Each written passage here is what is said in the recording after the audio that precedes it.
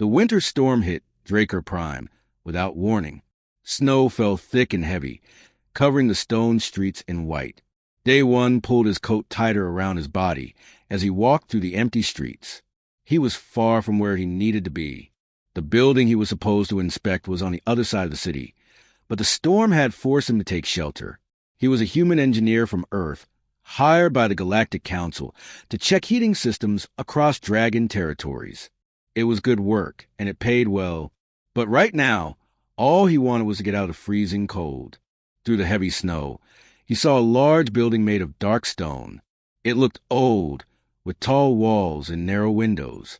Smoke should have been coming from the chimneys, but there was nothing. The building stood dark and silent against the white storm. Day One hurried toward it, hoping to find warmth inside. He pushed open the heavy wooden door and stepped into the entrance hall. But instead of warmth, he felt cold air. It was almost as cold inside as it was outside. He stood there confused. Why would a building this size have no heat? Then he heard something. Soft sounds like breathing. Many breaths, all coming from deeper inside the building. Day One walked forward carefully. The hallway was dark, lit only by a few weak lights on the walls. He passed empty rooms with broken furniture and cracked windows. The cold seemed to live in these walls. Then he reached a large room at the end of the hall. What he saw made him stop. Dozens of small dragons were huddled together on the floor. They were young, maybe the size of large dogs, with scales that should have been bright, but looked dull in the dim light. They were pressed against each other, trying to share whatever little warmth they had. Some were wrapped in thin blankets. Others just shivered. A woman stood among them. She had the appearance of a middle-aged human, but Day One knew she was a dragon in humanoid form. Her face was tired, with dark circles under her eyes. She would try to arrange more blankets over the children, but there were not enough to go around. She looked up and saw Day One standing in the doorway. For a moment, fear crossed her face. Then she just looked sad. "Are you from the council?" she asked. Her voice was quiet, like she was afraid to hope. "No," Day One said. "I'm just an engineer. I was caught in the storm. I came inside to get warm, but—" He looked around at the cold room and the shivering children. "What is this place?" The woman sighed. "This is the Grand Orphanage of Fallen Wings. These children lost their parents in the territorial wars. I am Hannah, the matron here." Day One felt something heavy settle in his chest. "Why is it so cold? Where is your heating system?" Hannah's shoulders dropped. "It broke 3 months ago. The old system was ancient, built hundreds of years ago. It finally gave up.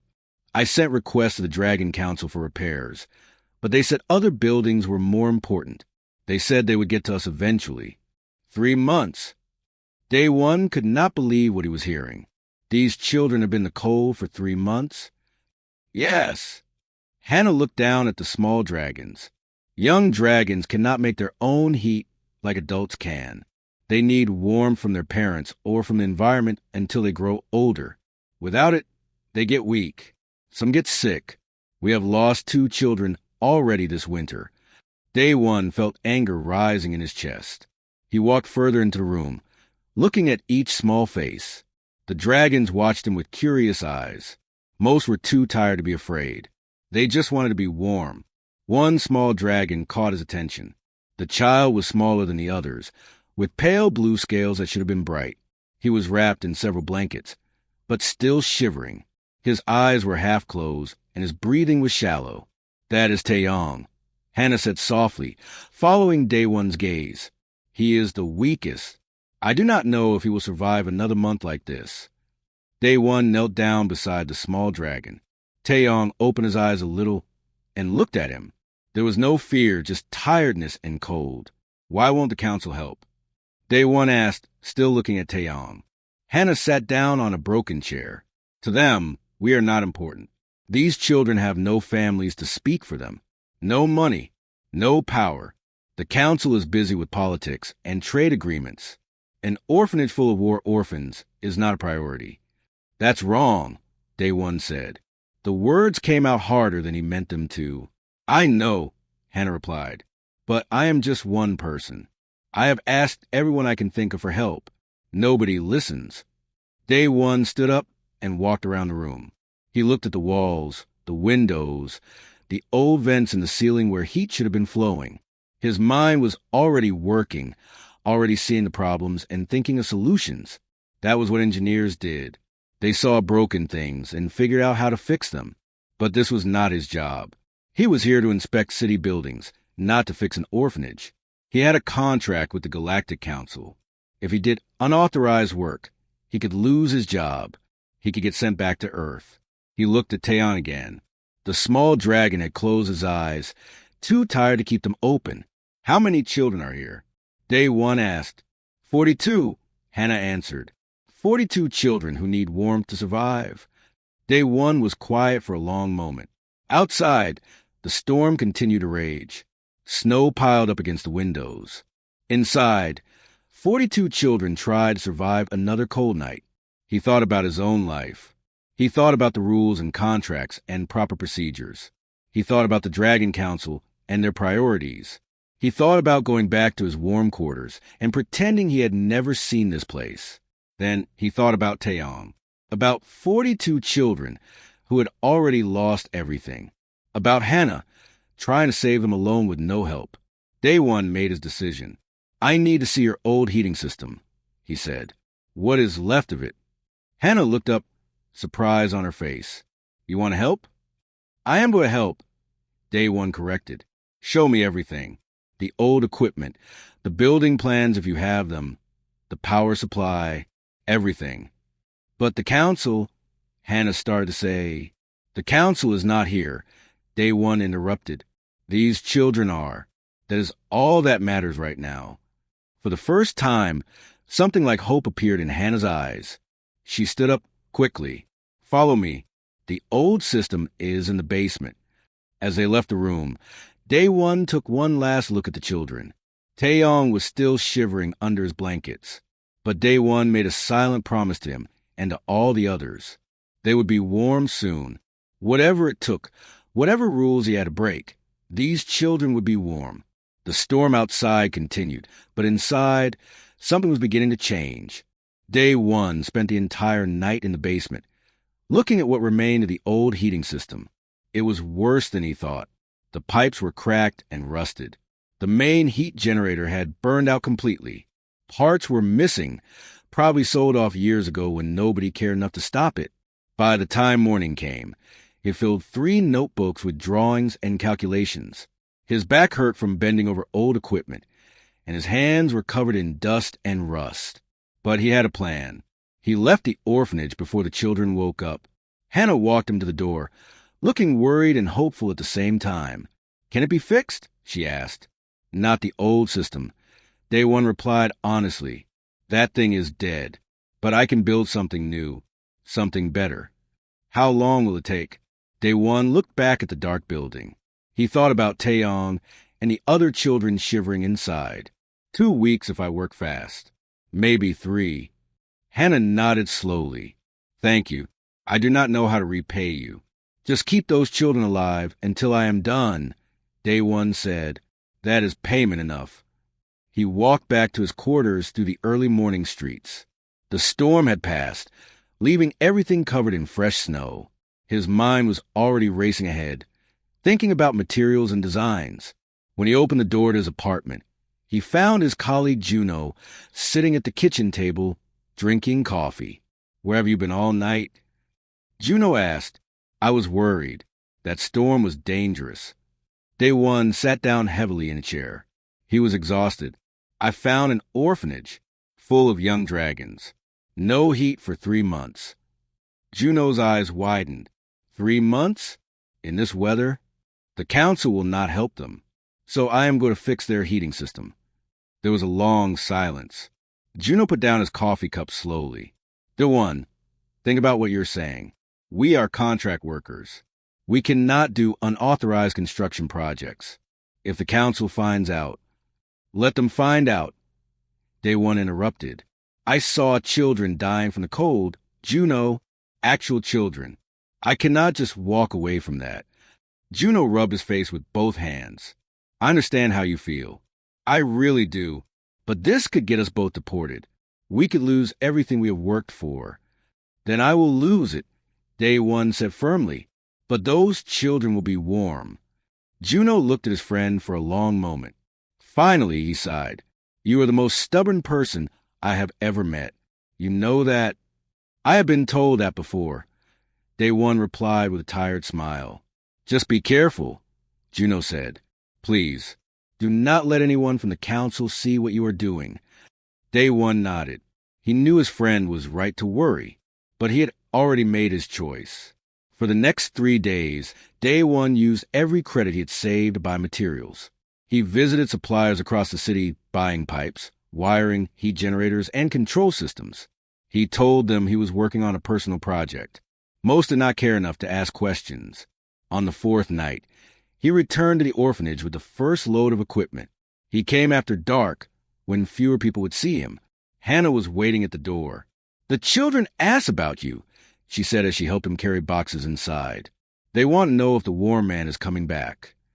The Warm Man? Day One asked. Hannah smiled a little. That is what they call you, because you promised to make them warm. Something about that made Day One work even harder. He set up his tools in the basement and began installing new pipes. The work was difficult. The old system had to be completely removed before the new one could go in. Every night, he worked until his hands were too tired to hold his tools anymore. On the 5th night, he had a visitor in the basement. He was connecting a new pipe when he heard footsteps behind him. He turned and saw a teenage dragon in humanoid form. She had dark hair and sharp eyes that watched him with suspicion. Who are you? She demanded. Why are you here? Day One stood up slowly, keeping his hands visible. My name is Day One. I am fixing the heating system. Hannah knows I am here. I know Hannah let you in, the girl said, but I want to know why a human cares about dragon orphans. What do you really want? Day One could hear the anger and fear in her voice. He set down his tools and pulled out his notebook, showing her his drawings. I want to build this, he said simply. It is a heating system designed specifically for young dragons. It will distribute warmth evenly throughout the building. The temperature will match what a dragon parent's body heat feels like. Safe, comfortable, constant. The girl looked at the drawings, her expression softening slightly. Why? Because they need it, Day One answered. Because I saw a child named Taeyong who might not survive the winter. Because nobody else is helping. Are those enough reasons? The girl was quiet for a moment. My name is Sora. Taeyong is like my little brother. I take care of him. Then help me finish this, Day One said, so Taeyong and all the others can be warm. Sora studied his face carefully. Whatever she saw there must have convinced her, because she nodded. What do you need me to do? Know where I can hide my tools during the day? The council sends inspectors sometimes. If they see all this equipment, they will ask questions. Sora thought for a moment. There's an old storage room on the 3rd floor. Nobody goes there. I can move your things there each morning and bring them back each night. That would help a lot, Day One said gratefully. From that night on, Sora became his partner in the secret project. She helped him carry equipment, warned him when inspectors were coming, and even learned to hold pipes steady while he welded them together. 8 days into the project, disaster nearly struck. A dragon named Miho from the council arrived for a surprise inspection. He was the kind of official who loved rules and paperwork more than people. Day One was in the basement, working on the main generator, when Sora came running down the stairs. Inspector coming, she whispered urgently. Right now. There was no time to hide everything. Tools and equipment were spread across the floor. Half-installed pipes ran along the walls. Anyone who came down here would see exactly what was happening. Day One heard footsteps above. Heavy footsteps, moving through the building, getting closer to the basement stairs. Then he heard Hannah's voice, loud and distressed. Oh no, the children. Something is wrong with Taeyong. The footsteps stopped. What is wrong with him? Mio's voice asked, annoyed. I do not know. He is so cold. He will not wake up properly. Please, you must call for a doctor. The footsteps moved away quickly, heading toward the children's room. Sora and Day One looked at each other. Is Taeyong really sick? Day One asked, worried. No, Sora said. Hannah is buying us time. Quickly, we need to hide what we can. They worked fast, throwing blankets over new equipment and pushing tools into corners. By the time Mio's inspection reached the basement, it looked like nothing more than an old, broken heating system and some storage. Miho poked his head into the basement, looked around with disinterest, and left. Above, they could hear him telling Hannah that doctor visits cost money and the child will be fine. When he finally left the building, Day One and Sora came upstairs. Hannah was sitting with Taeyong, who was confused about why everyone had been so worried about him. That was close, Hannah said quietly. Too close. I know, Day One replied, but we are almost done. Just a few more nights. Can you keep him away that long? Hannah nodded, but she looked scared. I will try, but Day One, if they catch you. They will not, he said with more confidence than he felt. I promise. That night, he worked harder than ever. Every pipe he connected, every wire he installed, brought the system closer to completion. His hands had blisters now, and he was surviving on almost no sleep. But he could not stop, because somewhere above him, 42 children were waiting for warmth, and he had made them a promise. News of what Day One was doing spread quietly through the dragon community. Nobody talked about it openly, but whispers traveled from neighbor to neighbor. A human was helping the orphans. A human was breaking rules to build something the council refused to provide. On the 10th night of work, Day One had another visitor. He was installing the control panel when someone cleared their throat behind him. He turned to find a female dragon in humanoid form standing at the bottom of the stairs. She was younger than Hannah, maybe in her 30s, with intelligent eyes and dirt on her hands. I heard there was a human engineer doing something interesting here, she said. I had to see for myself. Day One stood up slowly. He was getting tired of explaining himself to every dragon who showed up. Who are you? My name is Yuna. I am an engineer too. I work for the city designing water systems. She walked closer, looking at his work with professional interest. But I have always been interested in human engineering methods. You think differently than we do. Is that good or bad? Day One asked carefully. Yuna smiled. Good. Very good. Dragon engineering relies on our natural abilities. Fire, strength, magic.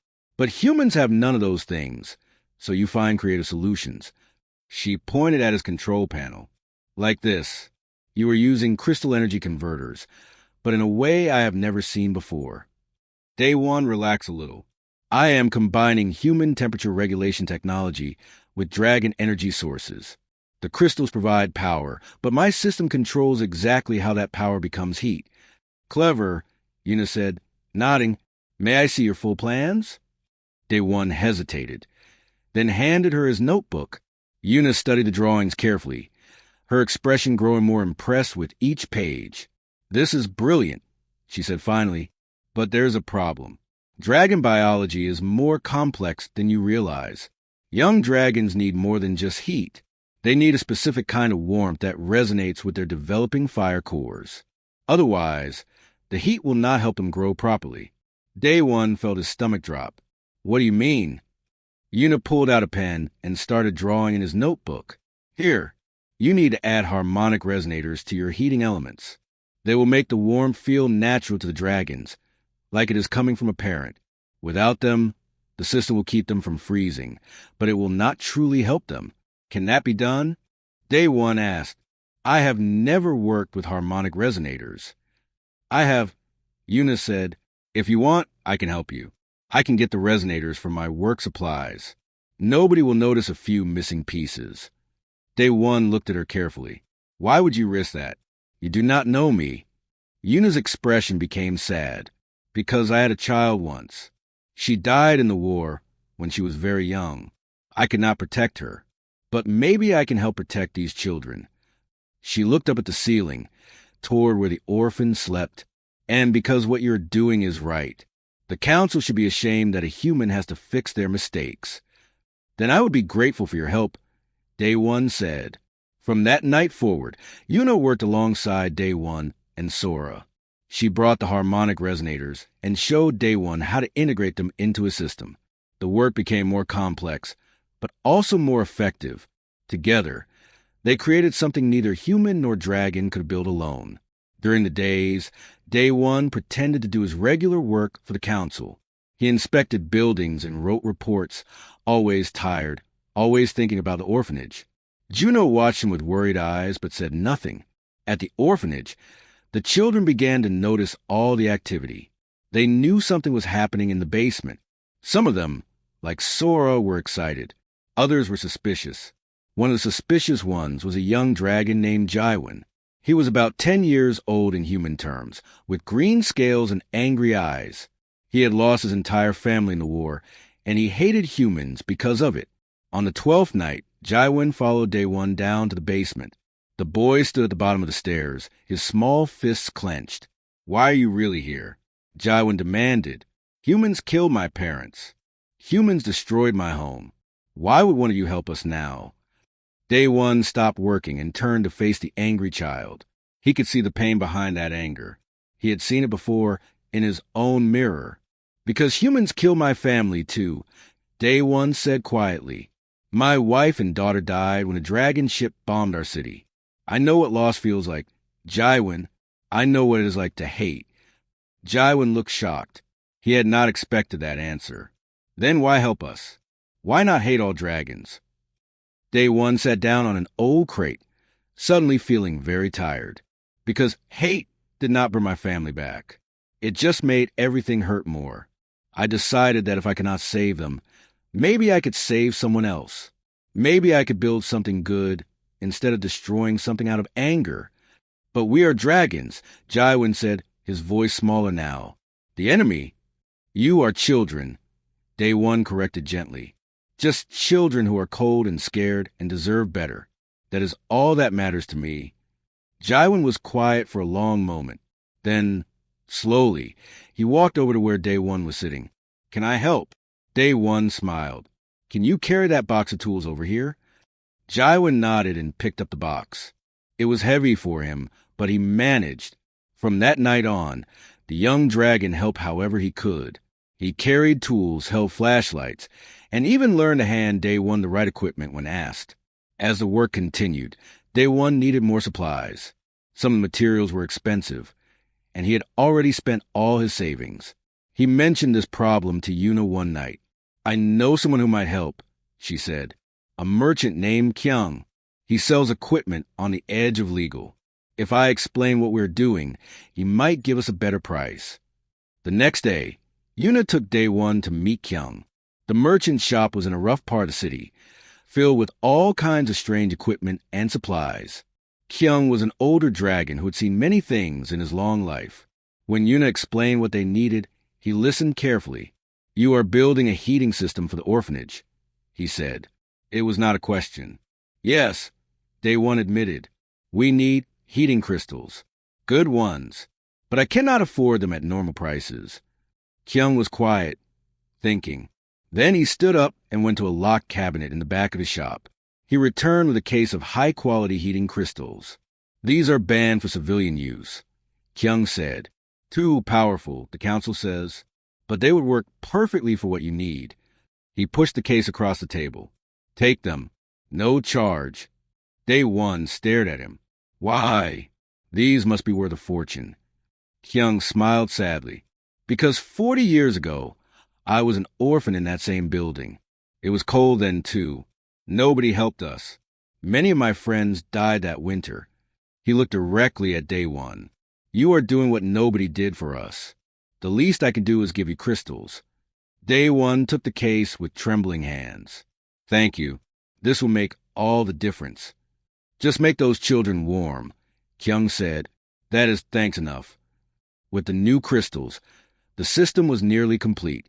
Day One worked longer hours, pushing himself to finish. His hands were covered in cuts and burns.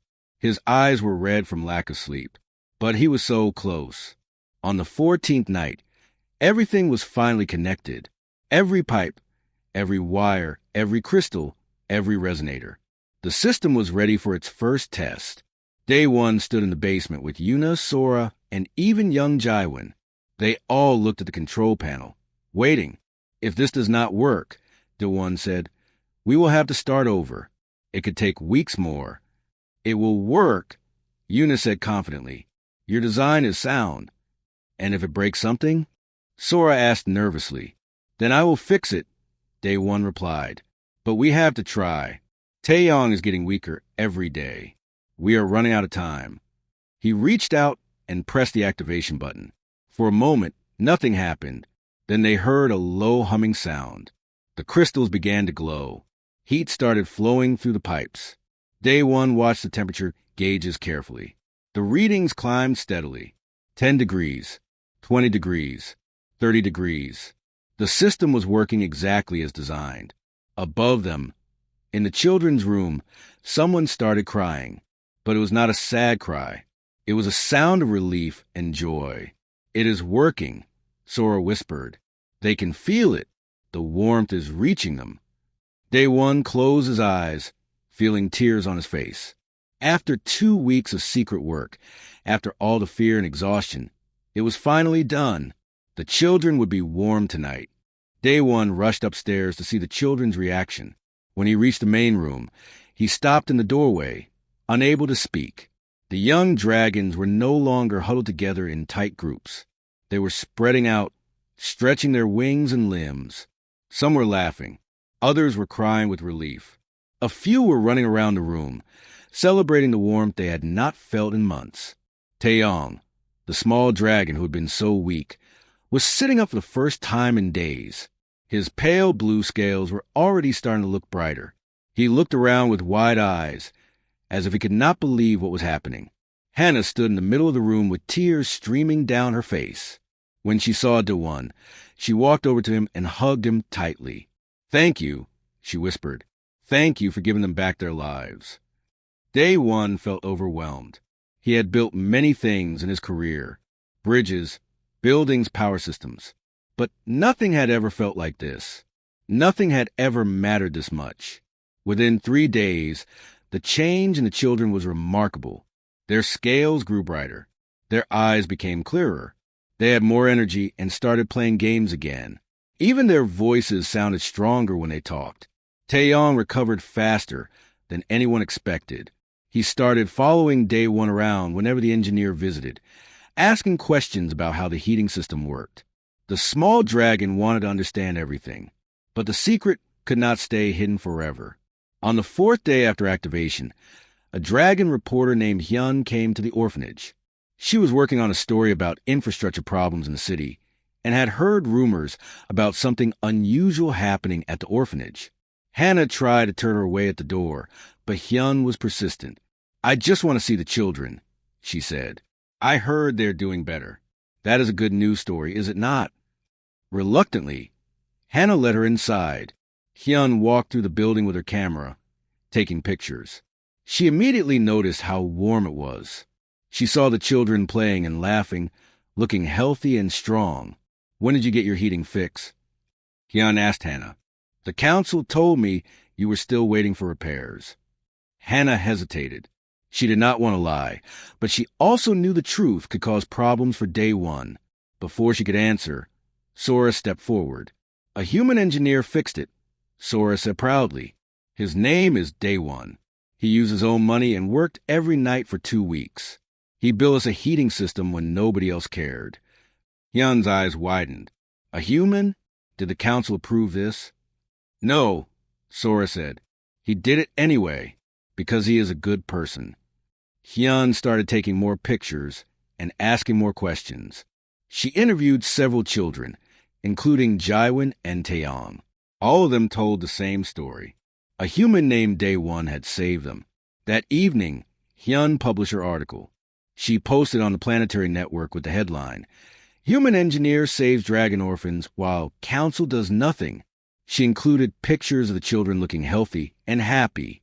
She included quotes from them about how cold they had been and how scared they were that they might die. The response was immediate and massive. Dragons across the planet read the story and became angry. How could the council ignore children for 3 months? How could they leave orphans to freeze? Why did it take a human to do what dragons should have done? Within hours, the story was everywhere. People shared it thousands of times. News channels picked it up. Politicians started receiving angry messages from citizens demanding answers. Donations poured into the orphanage. Dragons sent money, blankets, clothes, food, and toys. Some even showed up in person to volunteer. Hannah was overwhelmed by the sudden support. But not everyone was happy about the attention. The Dragon Council was furious. They called an emergency meeting and summoned Day One to appear before them. Juno heard about the summons before Day One did. He came running to Day One's apartment, his face pale with worry. "They know," Juno said breathlessly. "The council knows what you did. They are going to deport you, maybe both of us." Day One had been expecting this. He had known the risk from the beginning. Let them do what they want. The children are safe. That is what matters. But your career... "I can find another job," Day One interrupted. "Those children only have one childhood. I made the right choice." The next day, Day One walked into the council chambers. It was a massive room with high ceilings and seats arranged in a circle. Elder Myri sat at the center, her face stern and angry. Other council members sat around her, all looking disapproving. "You are Day One, the human engineer?" Myri asked, though she clearly knew the answer. "I am," Day One replied calmly. "You performed unauthorized construction on a public building. You used materials without permits. You violated your work contract. Do you deny these charges?" "I do not deny them," Day One said. Myri leaned forward. "Then you admit you broke our laws?" "I admit I helped children who were dying," Day One replied. "If that is against your laws, then your laws are wrong." Angry murmurs filled the room. Several council members started talking at once. Myri raised her hand for silence. "You are a guest in our world," she said coldly. "You do not get to decide which laws matter. And you are leaders," Day One shot back. "You do not get to ignore children who need help." Before Myri could respond, the chamber doors opened. So, Myri's own assistant walked in carrying a large folder of documents. "Elder Myri," Sol said quietly, "I must speak." "Not now," Myri said impatiently. "Yes, now," Sol insisted. Her voice was shaking, but she stood firm. "I have been your assistant for 5 years. In that time, the orphanage sent 47 requests for help. 47 official requests that I personally delivered to this council. Every single one was marked as low priority and ignored." She opened the folder and started dropping papers on the floor. Each one was a request from Hannah, begging for help, explaining that children were suffering. 2 children died this winter, Sol continued. Their names were Dabin and Yunji. They were 6 and 7 years old. They died because we did nothing. The council chamber became very quiet. Several members looked uncomfortable. Myri's face had gone pale. "I have been silent too long," Sol said, "but I will not be silent anymore. This human did what we should have done. He broke rules to save lives. And you want to punish him for that? You should be thanking him. We should be ashamed." Outside the council building, a crowd had gathered. News of Day One's hearing had spread, and hundreds of dragons came to show support. Many were ordinary citizens. Some were parents with children. All of them were angry at how the council had acted. They began chanting Day One's name. They held signs saying, "Thank you, human engineer," and "Protect our children." The sound was so loud it could be heard inside the council chambers. Sora was at the front of the crowd. She had organized the protest with Yuna's help. When reporters came to interview her, she spoke clearly and strongly. "Day One is not a criminal," Sora declared. "He is a hero. He gave us back our lives. If the council punishes him, they are telling us that rules matter more than children. And if that is true, then we need different leaders." The crowd cheered. The protest grew larger. More dragons arrived every minute. Inside the council chambers, Myri looked around at the other council members. She could hear the crowd outside. She could see the papers scattered on the floor, each one a reminder of their failure. She looked at Day One, who stood calmly, not afraid of whatever judgment came. Finally, she spoke. This hearing is postponed. The council needs time to deliberate. No, said one of the other council members, an older dragon named Kongmin. I have heard enough. I vote to pardon this human immediately. What he did was right. What we did was wrong. I agree, said another member. And I, said a third. One by one, council members began voting to pardon Day One. Some did it because they believed it was right. Others did it because they feared the angry crowd outside. But the result was the same. Myri watched her council turn against her decision. Finally, she raised her hand. The council has spoken, she said quietly. Day One, you are pardoned for all violations. Furthermore, this council will immediately allocate emergency funding to repair and improve all orphanages and care facilities in our territories. The crowd outside erupted in cheers when the news spread. But Day One was not finished. That is a start, he said. But those children need more than money. They need people who care. They need leaders who will not forget them again. Myri met his eyes. For a long moment, they stared at each other. Then, slowly, she nodded. You are right, she admitted. We failed them. We will do better. 3 days after the council hearing, Elder Myri did something she had not done in years. She visited the orphanage personally. Hannah was shocked when she saw the elder at the door. She quickly bowed, but Myri raised her hand. Please, Myri said, no formalities today. I came to see what we ignored for so long. Hannah led her inside. The warmth hit Myri immediately. It was not just heat. It was a gentle, nurturing warmth that felt alive somehow. It reminded her of how her own mother used to keep her warm when she was a hatchling centuries ago. The children were in the main room, playing games and doing lessons. When they saw the elder, Mosen became quiet and nervous. But one small dragon did not. Borum, the youngest child in the orphanage, walked right up to Myri without fear. She was barely 4 years old, with golden scales that now shone brightly. Borum reached up and took Myri's hand. Come see, the little one said simply. Come see what the war made. Myri let herself be led to the orphanage. Borum showed her the children's sleeping area, where everyone now had their own bed with soft blankets. She showed her the play area, where dragons were building things with blocks. She showed her the learning room, where older children were studying with books donated by citizens. Then Borum led her down to the basement. Day One was there, making final adjustments to the system. He looked up when they entered and nodded respectfully. Elder Myri, he said. Engineer Day One, she replied. She looked at the heating system he had built. Pipes ran along the walls in careful patterns.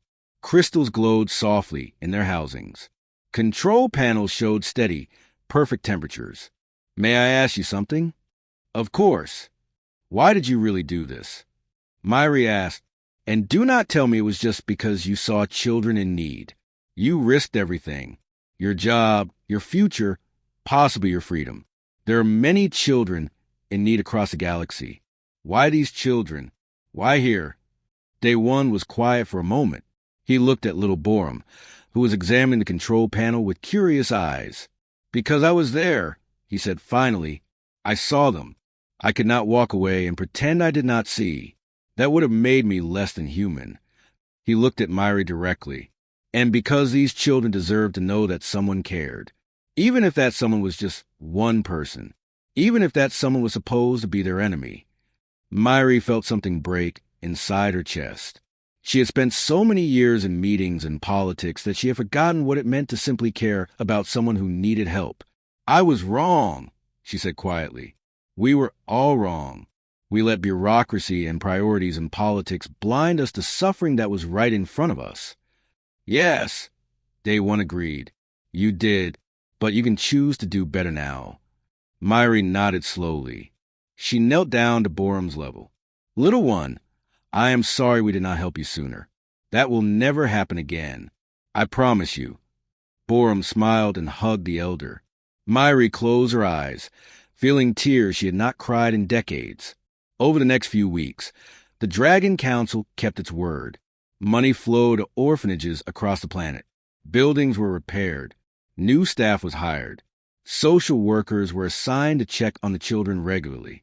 But more than that, something changed in Dragon Society. Citizens who had never thought about orphans before now wanted to help. Families came to visit the children. Many of them started adoption processes. Yuna was one of them. She had grown close to Jaiwan during construction project.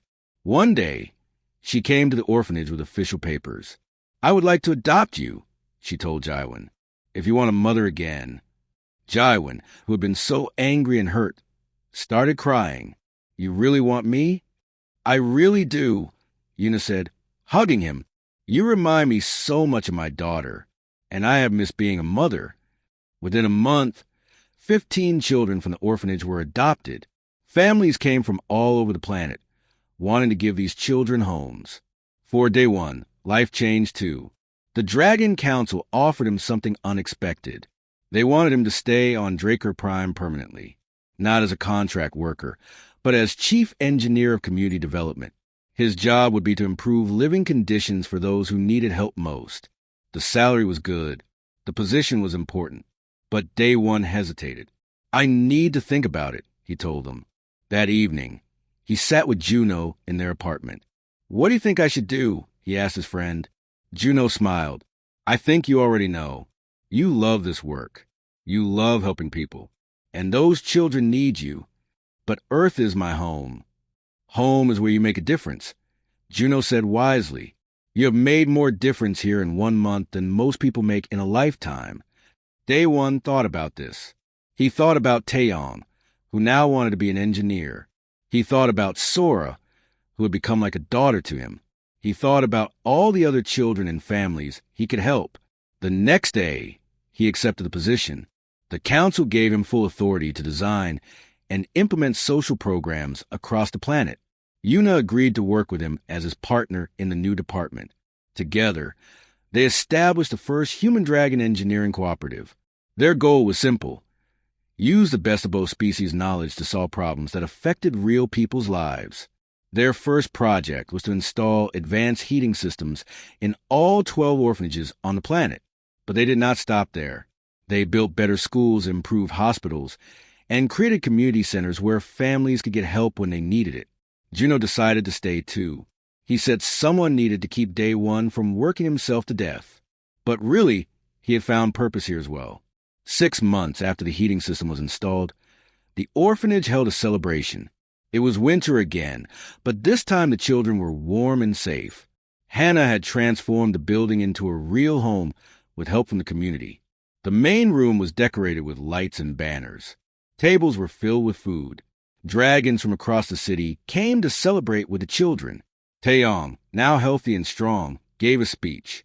His voice was clear and confident as he stood in front of the crowd. 6 months ago, I thought I was going to die, he said.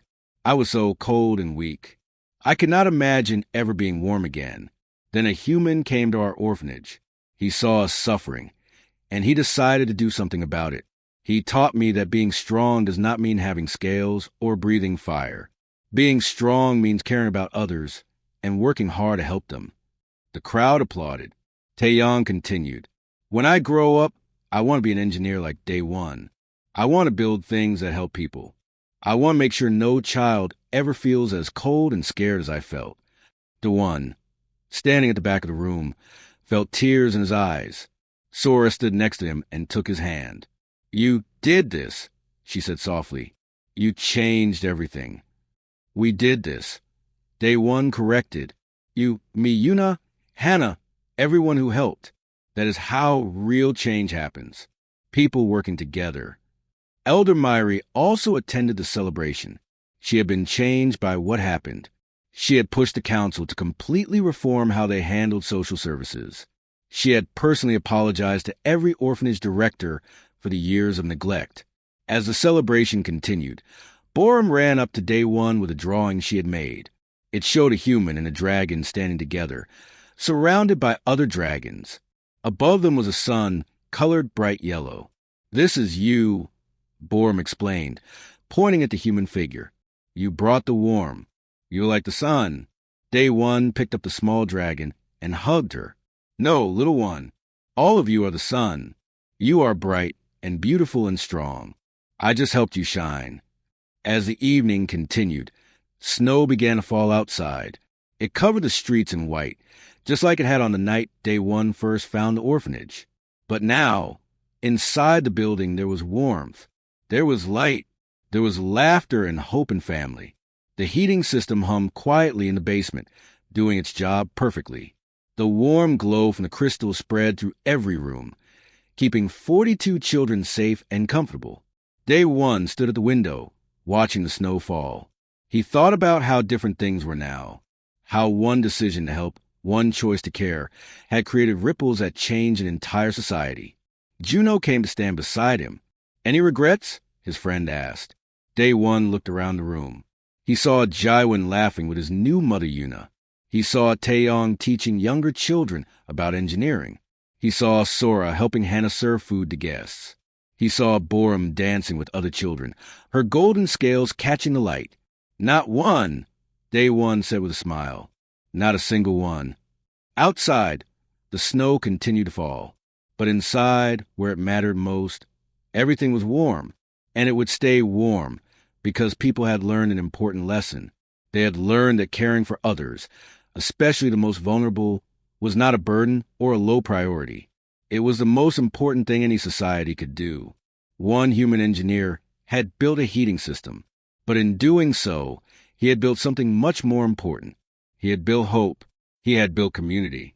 He had built a future where children would never be forgotten again. And that changed everything.